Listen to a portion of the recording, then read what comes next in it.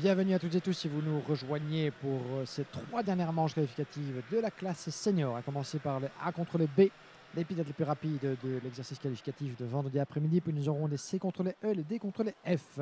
Avec une information importante qui nous a été communiquée par la direction de course, il manque un pilote sur la grille de départ et pas des moindres, puisque Victor Louis, le pilote RSD karting, le numéro 216 qui était censé s'élancer depuis la pole position, est absent de la grille. Tout simplement parce qu'il n'est pas parvenu à rejoindre l'après-grille dans les temps. En effet, puisqu'il y a un timing à respecter. Et au-delà de ce timing, eh bien, la grille d'accès à l'après-grille, à la zone du parc fermé et l'après-grille, donc, eh bien, se ferme. Tous les concurrents doivent, en déant le temps indiqué, eh bien, rejoindre ces deux pré-grilles et se mettre dans leurs positions respectives. Et malheureusement, eh bien, pour une raison que nous ignorons encore, eh bien, Victor Louis n'a pas pu se placer à l'endroit de la pole position dans les temps établis par le règlement. C'est bien malheureux pour Victor, qui avait déjà eu toutes les peines du monde à maintenir son avantage depuis la pole position qu'il avait obtenu dans des conditions dantesques, qu'il est vrai, de cette catégorie senior. Mais voilà, un week-end qui va de mal en pis, j'en ai bien peur pour le très sympathique Victor. Et comme vous le voyez, donc sur la gauche, c'est Ian Ekmans qui s'élance depuis la 3e place, qui fait semblant, qui fait office de poleman. Les feux s'éteignent, on est parti. Mais c'est un excellent envol de la part de Barplouk qui était en tête donc de ce peloton depuis la première ligne, depuis l'extérieur. En l'absence de Victor Louis, eh bien, il n'a eu aucune peine à se frayer un chemin en tête à l'entame du premier virage. On est parti. Ça se passe plutôt bien pour l'entièreté du peloton avec Alessandro Tubiska, le coéquipier de Victor Louis donc dans le team RSD, qui se ferait un chemin là-bas aussi et c'est plutôt bien passé. On va voir, on va refaire le pointage évidemment. Victor Louis, team, effectivement, c'est bien malheureux pour celui qui donc devait s'élancer depuis la pole position. On y reviendra en tout cas. Ça, dans les quelques informations, quand le drapeau jaune s'agite quelque part sur le tracé pour un pilote en difficulté.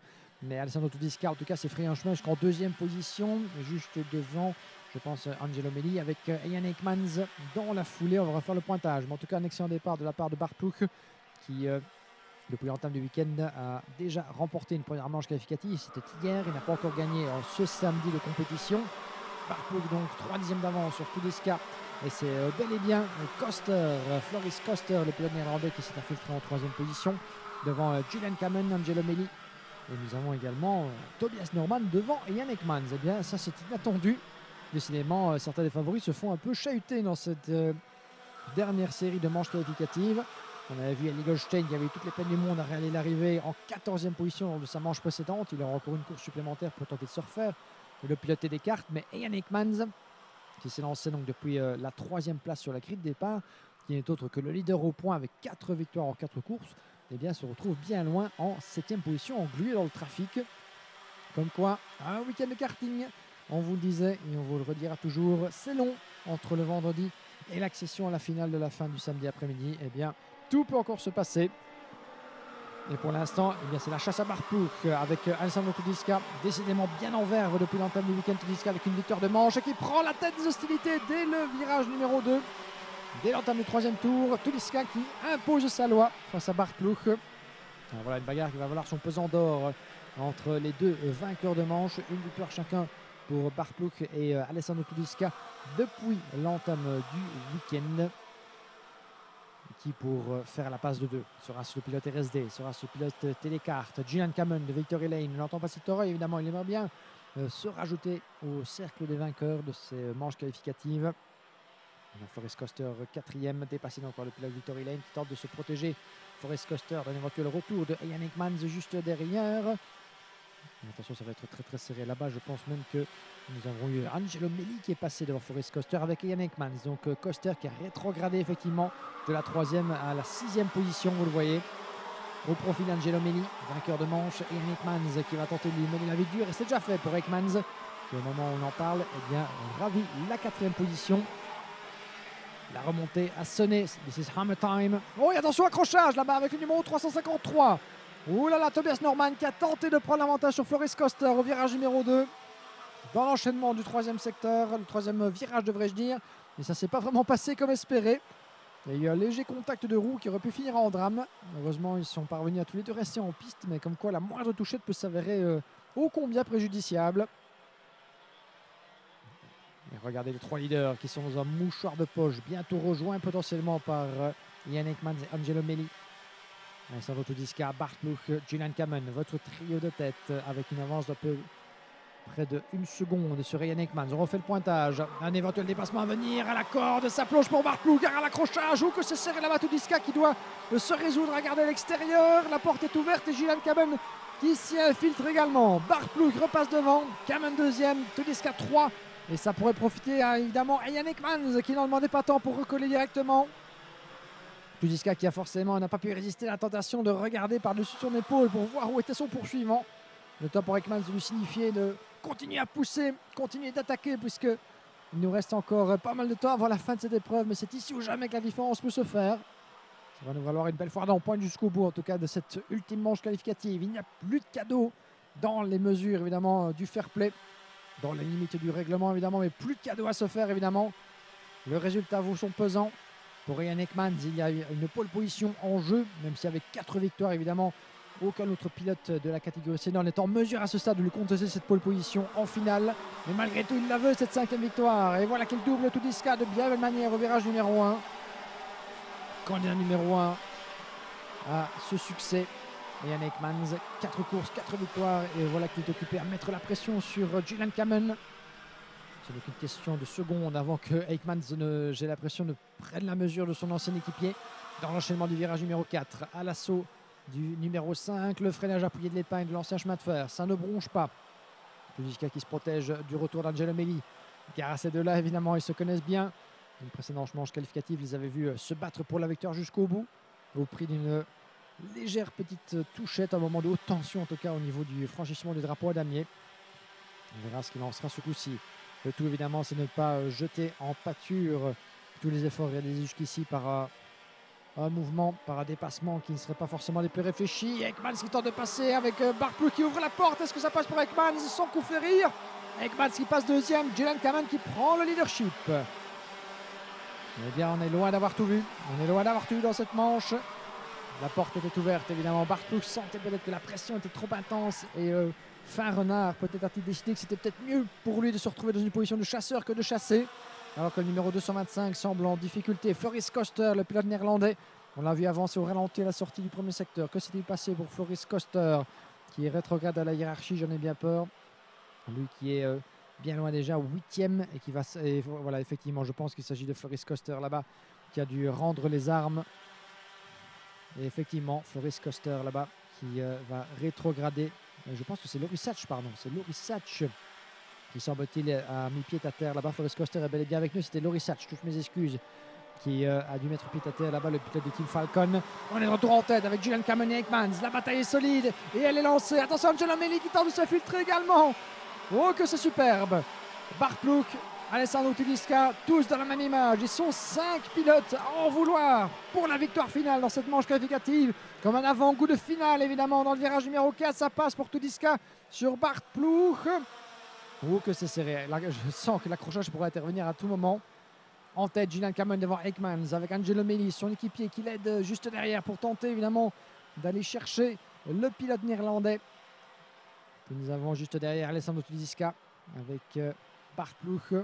À top 5, vraiment dans un mouchoir de poche, quelques dixièmes qui les séparent. Ça va se jouer aux derniers instants sans doute. On va peut-être attendre le dernier tour pour porter les stockades. Et Ryan Ekmans qui n'est pas satisfait du tout.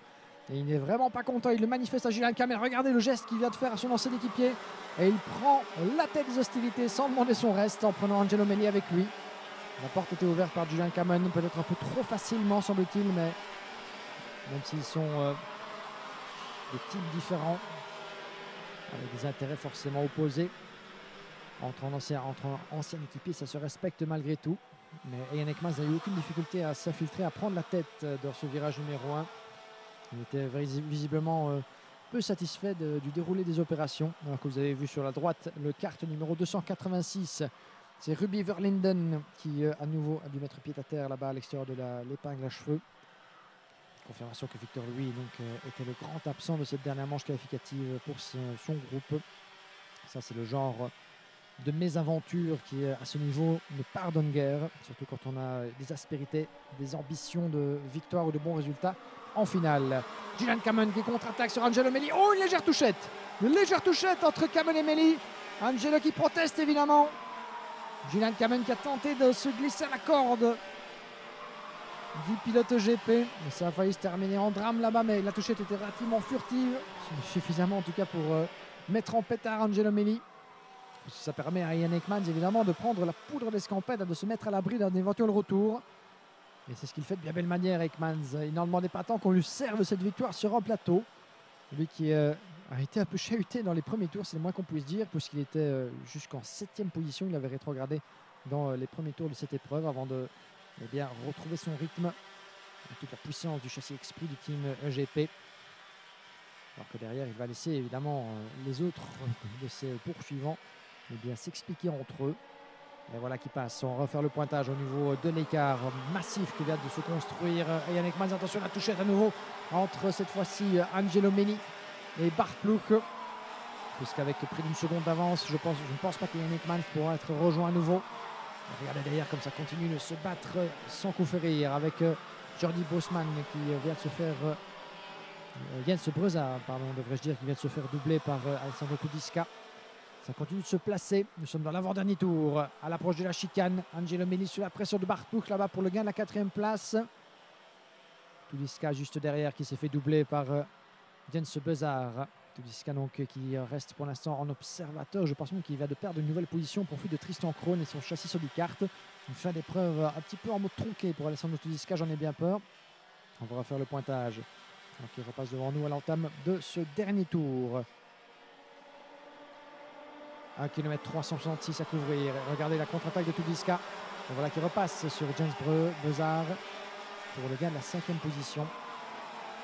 Et devant Bart Ploeg et Angelo Meli qui ne compte pas en rester là évidemment. C'est une bagarre pour la 3e place, mais elle vaudra son pesant. Elle peut faire la différence sur une position acquise en vue de la grille de départ de la finale.